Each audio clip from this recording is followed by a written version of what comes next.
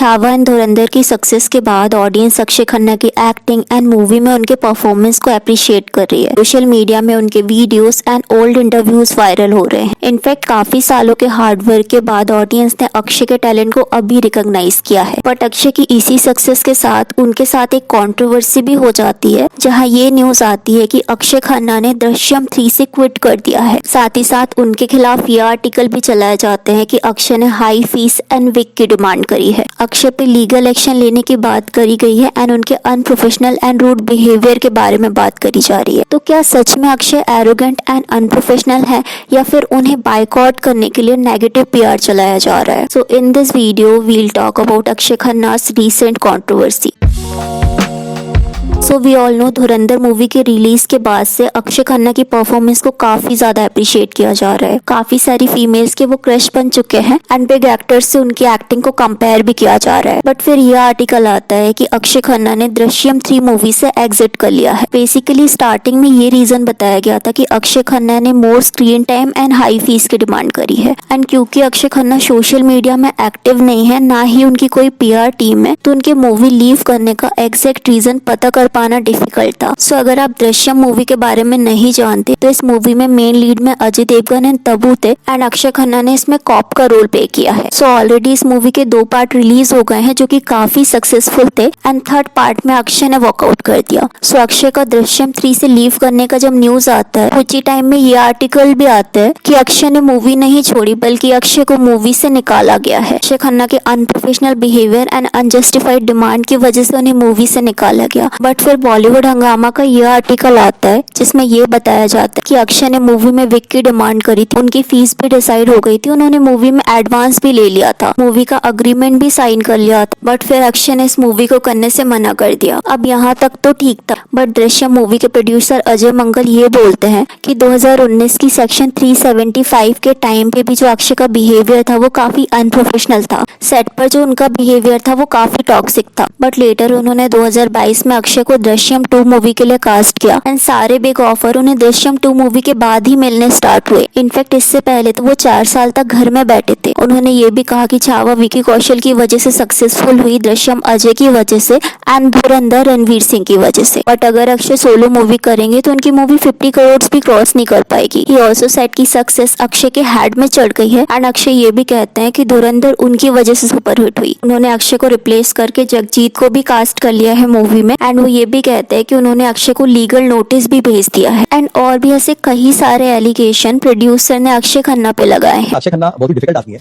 He is the most difficult person I have ever worked with. वो इतना whimsical है, इतना लेजी और इतना मुश्किल सा माहौल क्रिएट करता है कि मतलब हर चीज उसके हिसाब से होनी चाहिए, किसी की बात सुनता नहीं है, सबकी बेइज्जती करता है। बहुत डिफिकल्ट है उसके। परफॉर्मेंस तो अच्छा रहता है, एक्टर अच्छा है। मैंने एक एक्टर अच्छा है, एक अच्छा एक्टर होना और एक अच्छा इंसान होना, इसमें बहुत फर्क है। But we all know Akshaye Khanna social media and controversy से दूर रहते हैं, तो शायद ही हमें उनका रिस्पांस देखने को मिलेगा। बट अगर हम प्रोड्यूसर के इस स्टेटमेंट को देखें तो अक्षय की तरफ से विग की डिमांड करना काफी वियर्ड लग रहा है, बिकॉज हमने देखा है कि अक्षय ने बहुत ही कम एज से बिना विग के वर्क करना स्टार्ट कर दिया था। इनफैक्ट वो बिना विग के वर्क करने में कंफर्टेबल भी है एंड उन्हें कभी भी अपने लुक से इनसिक्योरिटी नहीं रही है। also, दृश्यम 2 में भी उन्होंने विदाउट विग के ही काम किया है। आई डोंट थिंक कि पार्ट 3 में उन्होंने विग की डिमांड करी हो एंड अक्षय अगर विग भी लगाना चाहते हैं तो ये कोई इतना बड़ा इश्यू नहीं। सो आर्टिकल में ये भी कहा गया कि अक्षय खन्ना ने 21 करोड़ फीस की डिमांड करी है। बट अगर हम धुरंधर मूवी में अक्षय खन्ना की फीस देखें तो वो अराउंड 2.5 करोड़ है। इनफैक्ट उन्होंने धुरंधर मूवी के सारे ही एक्टर से कम फीस चार्ज करी थी। बट वी ऑल्सो नो कि धुरंधर मूवी से पहले जब उनकी छावा मूवी सुपरहिट हुई थी तो भी धुरंधर मूवी की तरह ही उन्हें काफी ज्यादा हाइप मिली थी। सोशल मीडिया में तभी भी उनके एक्टिंग को लेके वायरल रील बनाए जा रहे थे। स्टिल अक्षय ने धुरंधर में हाई फीस चार्ज नहीं करी एंड अक्षय की कुछ ओल्ड इंटरव्यूज के अकॉर्डिंग उन्होंने सक्सेस को लेके बोला था कि जरूरी नहीं है आप तभी सक्सेसफुल हो जब आप शाहरुख खान हो या कोई बिग लेवल पे हो। फिल्म इंडस्ट्री में वर्क करना ही उनके लिए सक्सेस में आता है।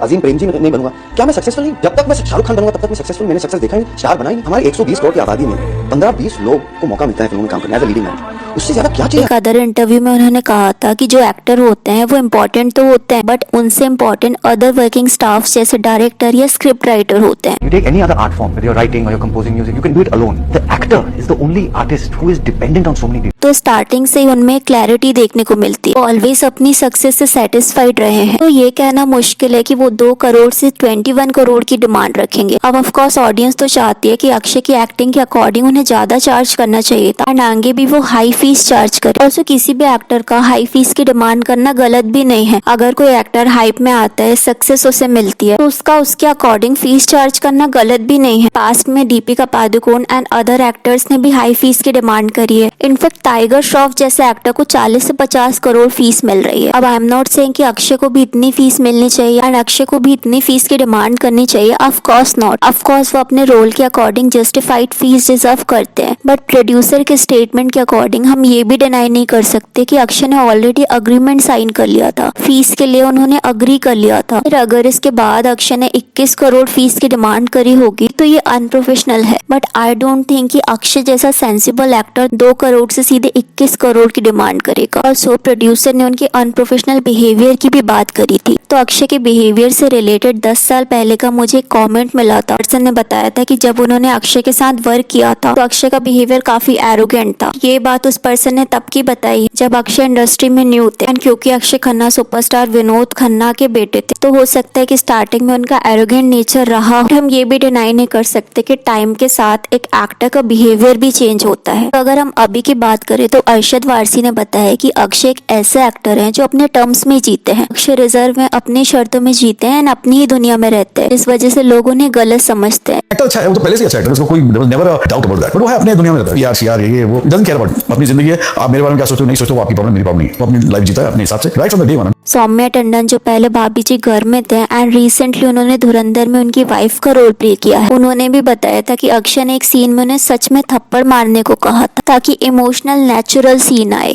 Akshay Khanna is a man of few words. He cuts the noise of the world around him. He likes to live in his own world. I had a great experience with him because he's genuine. है ना, जो दिखता है वो है.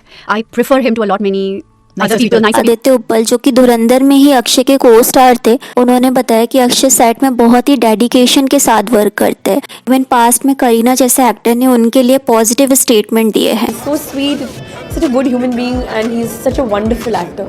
Akshay Khanna is the right person to go to Hollywood. अब of course Akshay introvert है, वो काफी स्ट्रेट फॉरवर्ड है, वो रिजर्व रहना पसंद करते हैं, बट कभी भी उनके को स्टार ने उनके अनप्रोफेशनल बिहेवियर से रिलेटेड बात नहीं करी है। Akshay, you have to understand him. He's actually very simple. Moody, he can detach himself. Akshay के साथ हम बैठते थे, खाते थे, पीते थे, पिचिंग करते थे, क्राइम करते थे। सो प्रोड्यूसर ने ये भी कहा था कि छावा एंड धुरंधर अक्षय की वजह से नहीं चली है। तो यस, छावा विकी कौशल एंड धुरंधर रणवीर वजह से हिट हुई क्योंकि वो एक सुपरस्टार पावर रखता है एंड उनका मूवी में परफॉर्मेंस भी इम्प्रेसिव था। बट हम ये भी डिनाई नहीं कर सकते कि छावा में विकी कौशल की तरह ही अगर अक्षय खन्ना का परफॉर्मेंस नहीं होता तो मूवी काफी वीक लगती, क्योंकि हीरो के तरह ही सपोर्टिव रोल एंड विलन का कैरेक्टर भी स्ट्रॉन्ग होना चाहिए। And we all know Dhurandhar movie में रणवीर सिंह ने अमेजिंग वर्क किया है। बट अक्षय के जो सोशल मीडिया में वीडियोस वायरल हुए थे मूवी में, जो ऑडियंस ने देखा था, तो वहाँ हमें अक्षय का स्ट्रॉन्ग ऑरा देखने को मिलता है। इवन 1-2 सीन में तो उन्होंने रणवीर सिंह को भी ओवरशैडो कर दिया था एंड काफी सारी ऑडियंस भी अक्षय की रील देखने के बाद मूवी देखने गई थी। तो इट शोज कि उनकी एक्टिंग कितनी स्ट्रॉन्ग है।